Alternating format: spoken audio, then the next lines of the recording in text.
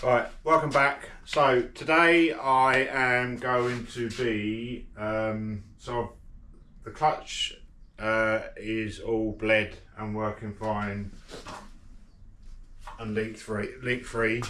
So it's getting a bit tight in the engine bay. So what I'm going to do today is I'm going to get the brake system bled through, just so I know there's no leaks on any of the joints anywhere. There's quite a few down all underneath, behind the servo and underneath the servo, and it's going to be a nightmare to get to if I don't do it now. So I'm just going to get that bled. So with my assistant Lucy's going to help me today. Casey's still in bed. So yeah, I'll get that done and then I'll probably come back and work out what else I'm going to do next. Well, that didn't go well. So Lucy started pumping the brakes. Had fluid coming out the rear, which is good. Then I heard a drip, drip, drip, drip, which was coming from the front, and it turns out it was coming from the driver's side front brake hose. So as most of you know, that goes in the subframe, that goes on there, that goes on, and that goes on. Now stupidly, when I put that into the brake hose, one turn it started going a bit tight, and stupidly I started forcing it. So I got it right down, got it all tightened up, tried it again, then realised I had the wrong washer on the bottom, copper washer, took it off again because it was still leaking, and this went on all day. So this is the next day, by the way. And then I couldn't resolve it, so I took that part out, and I threaded it. So I had the old one, which the thread was okay. Again, started winding that in, and similar thing, but it seemed to go in a little bit easier. Started tightening it up, but I'd obviously threaded that and the brake hose. So then I'm tightening that in, boom, boom, boom, boom, boom, tight as you like, snap. So that part snapped off where the hole is, and got stuck inside there. So I had to order an extraction tool to get it out of there. Then is that point I realised I'd threaded that and that, so I've had to tap and die these again, and now, as you can see, it goes in no problem. And so I'm just going to fit it back on and go through the whole process again. So yeah, hopefully that will seal now and be the end of my problems. Never ever easy for me. Right, so I left the I got the brake system working again, and so I've bled it and I left it all week, no leaks. So I'm just gonna give it one more bleed just to make sure there's no more air in the system, and then that is done then. So yeah.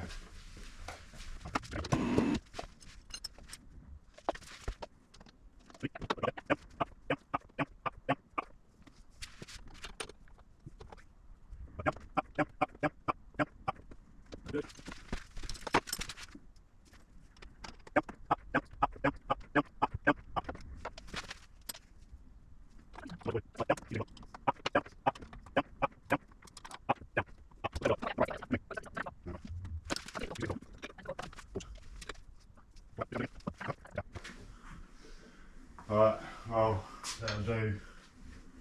That'll do, donkey. Done. I'm just going to check everything over, but looks like I can start putting everything back together in there. Right, welcome back. So back on the Mark III, obviously. In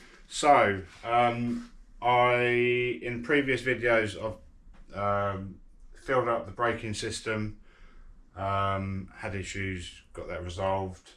So I'm just trying to get things filled up to make sure there's no leaks, especially around areas in the engine bay, because it's very tight in there. Once the exhaust manifold and the carbs go on, then the oil cooler and other bits and pieces, it's just access to get to leaky joints is a pain. So next up for me is the Hydrolastic. So I had the units refurbed by Ian and Dawn Kennedy. I've put new Hydrolastic pipes in as well. Everything's been refurbed, and so I know how to pump up the system, because I did it on the Riley Alf, but I've had a look through the internet and I cannot find a video that shows how to pump it up and get rid of the air that's going to be in the system. Obviously I haven't got the original Churchill pump, which does have something on it to get the vacuum or release the air from the system as the fluid's going in, and it just concerned me that I'm just going to be pumping fluid in, but because of the air that's trapped in there, the fluid's not actually going to go in. So I was looking for videos and I couldn't find one. So this is a bit of a this is how you do it video, or how to. I have done one side, so I've basically done a trial run, and it's worked. You can see the car's just sitting at an angle at the moment. Obviously I've got the wheels on it now, just so I can get the Hydrolastic pumped up. Even if I can get all the air out, or most of the air out, get it pumped up so it's sitting on it for a few weeks. If it needs to settle, it will settle, and then I can just pump it up to what I need it to be pumped up to. I am roughly where I need to be. I'll show you where I got the sizes from after I'm done. And so yeah, so I'm probably just gonna, because it's right, everything's right at the back, I'm just gonna switch off, take the camera over there, just run through what I've got to do.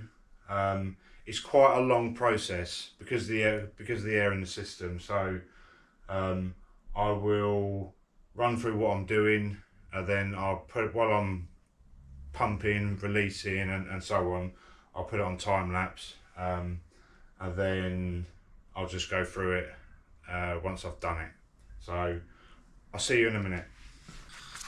Right, welcome back. So it's a bit tight under here. So this is the pump that I've got.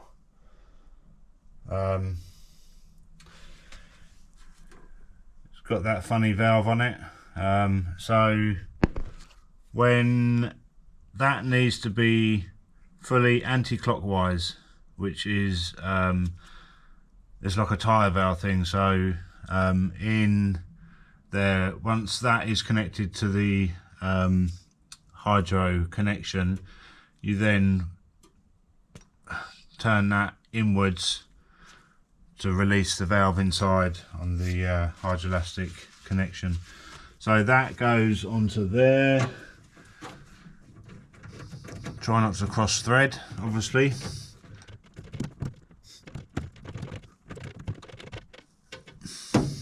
And it's an 18mm spanner for that.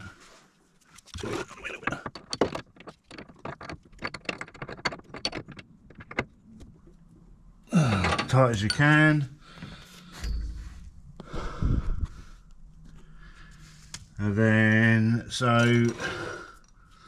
I'm just going to put a little bit of pressure in there. I did pump that slightly before I put that valve on, just to make sure there was fluid in the system. So now that when we're going to turn the stop cock, if you like, or stop valve in, so clockwise all the way in, which then opens up the valve through to allow fluid to go in. Now I would thoroughly recommend wearing gloves, latex gloves or nitrile gloves. The stuff stinks, it can stay on your hands for days, and yeah, I don't think it's toxic in any way, it just stinks. So yeah, so now that's connected, so there's definitely going to be air in the system. So basically I'll give that a few pumps.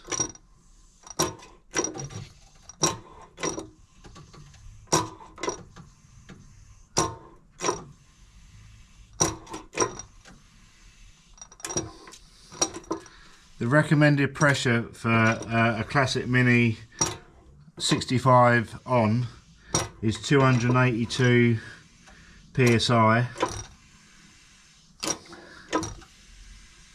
Now for some reason this is pumping a lot better than the other side did,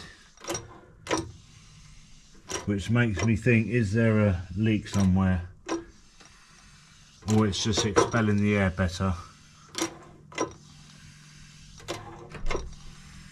So I'm just going to keep pumping this for a minute because it doesn't look like it's going to be that long-winded.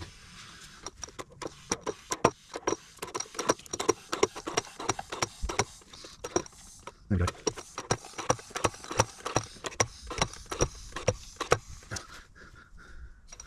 Right, so I'm just going to check the front pipe connection and this connection just to make sure it's not leaking, and then I'll just time lapse it until it starts pumping up. You'll see what I'm doing in between. Sometimes you have to pump it, release the, with this valve, just quickly release the pressure, boom. Quite, you know, it could be up, I think I did up to 10 times, maybe more on that side. So you may see me just occasionally just kind of releasing the pressure, then putting more pressure in, but at the moment it's not going up as much as it was before.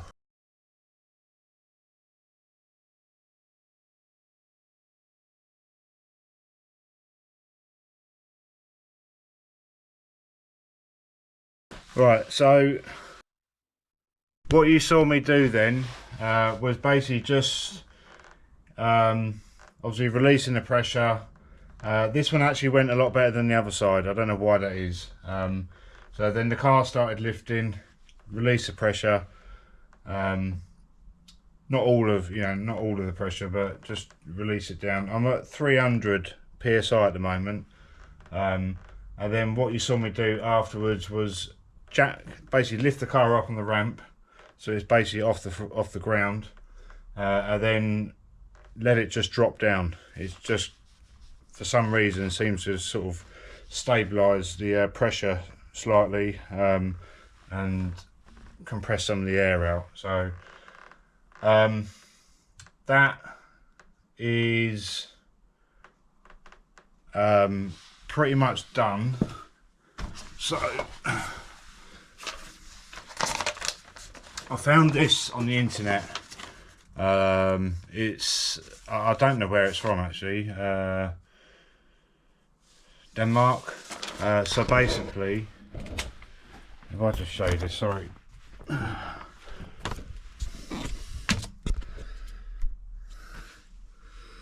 So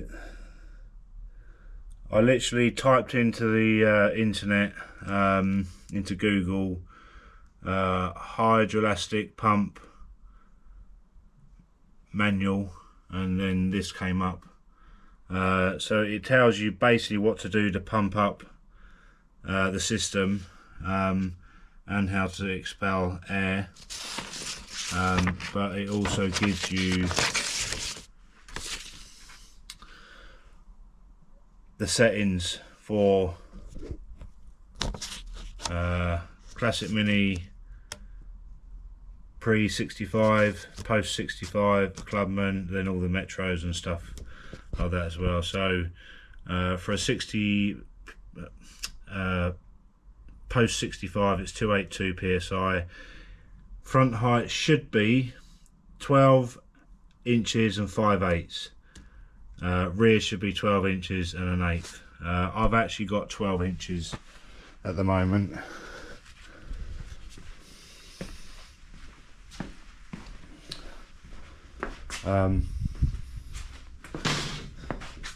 So for me it's looking a bit high, but that's the settings. I probably will have that lower down, just because that's where it was set before.